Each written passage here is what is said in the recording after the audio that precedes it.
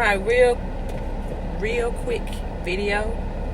Facebook and YouTube. Just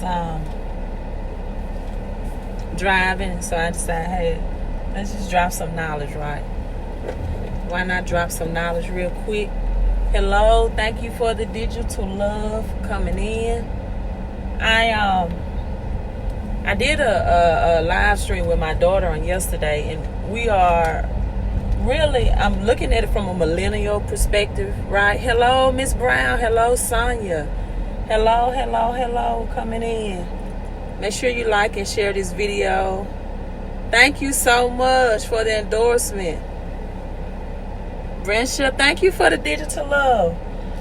And so, you know, with my daughter, she's 19, she'll be 20. And I'm like, I'm always going live, right? I'm always going live on Facebook and YouTube. So I need to really, thank you for the digital love. Make sure that I take the time to teach her, right? You know, because sometimes I could be teaching and she could be in the house, but that doesn't mean she's listening, right? And so I invited her to do one of my lives. You need to look on my page. If you haven't seen that live, it's long, it's lengthy, but it's very informative. And one of the things she did not understand that I will go live again was the concept of how you can pay your any mortgage off in 5 to 7 years.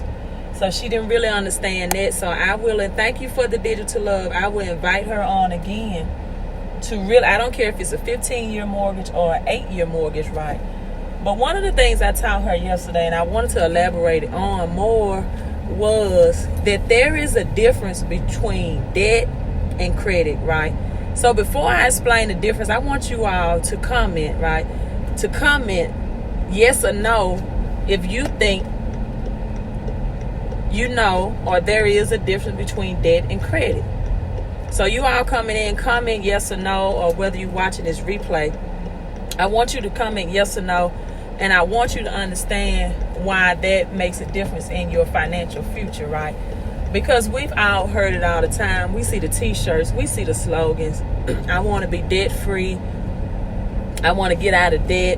And oftentimes that involves people wanting to pay down their credit card balance, right? Which I'm not saying, hello Miko, I'm not saying that that's a bad thing to want to pay down your credit card balance, right? But I was listening to something this morning, a motivational money video, and he was expressing that oftentimes, you know, money is a thing, right? If you believe in the #1 best-selling book, which is the Bible, it teaches you to speak to things, right? Jesus spoke to fig trees. Jesus spoke to things, and he said money is a thing. And so, for example, instead of using the vocabulary that you have to spend your money on bills, he said, you know what? I'm paying a bill, and I'm commanding my money to come back to me. And come back to me. Now, he didn't say this way, but I'm going to say it this way. To come back with me with some more of his friends. Come back to me in double. Right? So, because money recycles. Money can recycle. And that's what I want to tell you, the power of credit. That, for example, did you all know that when you pay off credit cards debt, that increases your credit score higher than paying off a vehicle or a home loan? Did you all know that? Yes or no? Right? Yes or no? I guess I just told you. So, you know, but I want you all to comment so you can be active participants, so your mind and the message can make a connection. You have to comment. It's not just good to hear something, but when your mind makes a connection with the message by commenting, you'll get much more out of it. So I don't care if you're watching this live or watching the replay. If you can, you're not sneaking on the phone at work or anywhere, make a comment yes or no, because that will force your mind to make a connection with the message, right? And so when you pay down credit card debt, it increases your credit score versus on paying a mortgage or a car or a vehicle loan. Why is that? Well, vehicles and mortgages is referred or is known as, is also installment debt, right? So when you have a vehicle or mortgage, that's installment debt. Installment debt is different than credit card debt, which is referred to. Oh, it's frozen. I'm sorry. I guess it's an area, so I don't even know where I need to go back to.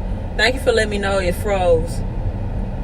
I'm driving now, so maybe it'll pick back up. I think my last comment was you need to make a mind message connected by responding when you're watching the video, whether you're watching the live or the replay, so you can retain the information longer, right? Okay, thank you. It's back up. I'm sorry that it went off. I didn't know. And so when you pay off credit card debt, I start with that. It raises your credit score faster than paying off a mortgage or vehicle debt, right? Why is that?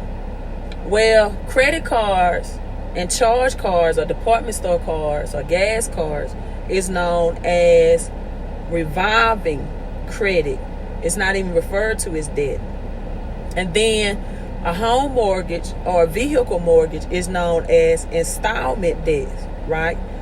Now, installment debts, they don't encourage you to pay off faster.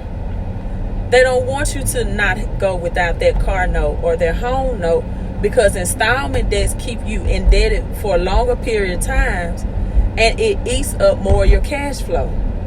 If you ever thought about what's your biggest expense besides your taxes, besides the taxes that's come out of your paycheck, right? And you can go back and watch a lot of my videos. I talk about that's your biggest expense. Your next two largest expenses will be your mortgage, right, and your vehicle debt. So if you want to know the difference between debt and credit, that I was explaining to my daughter on yesterday, that debt is anything you have to put your name on a dollar line to sign for. That's debt. So when you hear people say, this is my debt-free screen, I'm out of debt, student loans is installment debt, right? Yeah, thank you for coming. Thank you. Student loan debt, anything that requires your signature. Credit, people, should not be looked at as debt when it's used to purchase assets. Do you agree or disagree with that? If you agree with that statement, give me the queen emoji sign in the comment, right? Give me the queen emoji sign. Credit, when used to purchase things, right, that can bring you more money in or bring you equity. Like, you can use credit card limits to purchase a house, to rent out to someone that will bring you cash flow in, or you can purchase your own home and get installment debt, and it'll take cash flow out. Agree or disagree with that, right? Whether you're watching live or the replay. So, but there are ways. It's because an investment in your future, it becomes right. See, with credit cards, you can make a mistake. You can make a mistake with credit cards, right? Thank you for the emoji. And you can say, you know what, I did used to purchase purses, vacations, dinner, whatever with credit cards, motorcycles, vehicles, clothes, right? If you're a man, you might have a high maintenance woman and you try to take her, show her elaborate and get her expensive things. And so, but you can pay that limit down to zero, and you can change your way of thinking and using credit cards, and you can recycle and reuse that money or that limit all over again to now flip the script. I love using that phrase, flip the script, to get things that will bring money to you and not take money away from you, right? Now there are ways that if you have a home mortgage, and like myself, I love my home, I love the yard, I love the privacy of it, I love the location. I don't have 3 or 4 neighbors like I would in an apartment, right? So I love my home, and my home monthly payment is about the same of what it would be if I had an apartment, right? Because I had a 2-bedroom apartment, and my monthly payment on my mortgage was the same as it was for that 2-bedroom apartment. So I love my home, but in the same token, there are ways that I turn my house where it's just not taking money